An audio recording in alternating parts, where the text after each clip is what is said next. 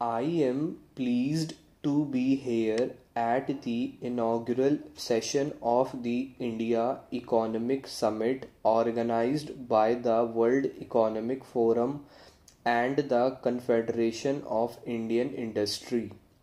Your conference is taking place at an extraordinary moment in India's democratic history. Whatever is happening now is a sign of the vibrancy of Indian democracy. However, I would like to assure you that volatility in Indian politics will have no fundamental impact on the process of economic reforms in the country. The reform process has become irreversible indeed. My government has depoliticized the economic agenda. Your summits in the past have fostered constructive interaction between foreign and Indian business and with the government. They have also facilitated foreign businesses becoming familiar with Indian efforts both to carry out internal liberalization and to integrate itself with the global economy. Since you met here a year ago, a number of new and decisive steps have been taken by my government to strengthen our economic fundamentals and improve the productive efficiency of our system. In the schedule of your meetings over the next few days, you would be interacting with some members of my cabinet, some distinguished businessmen, economists, and senior government functionaries.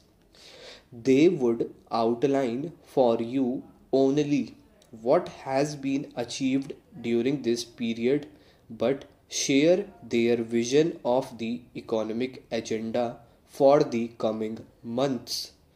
In the last 9 months, my government has taken important initiatives over a wide gamut of economic issues which cover insurance, capital markets, information technology, housing, and infrastructure, to mention a few. The reform process initiated is wider and deeper than any comparable program earlier.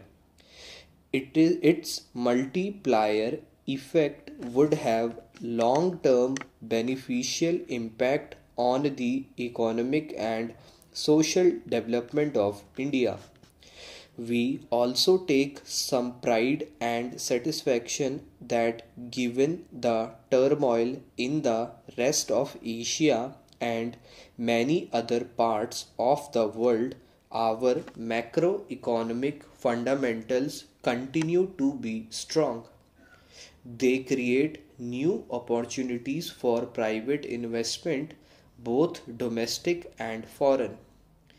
A GDP growth of well over 5%, inflation below the double digit number, comfortable foreign exchange reserves, positive growth in agriculture, stable exchange rate management, coupled with sectoral initiatives, have reaffirmed the government to a policy of liberalization with suitable checks and balances.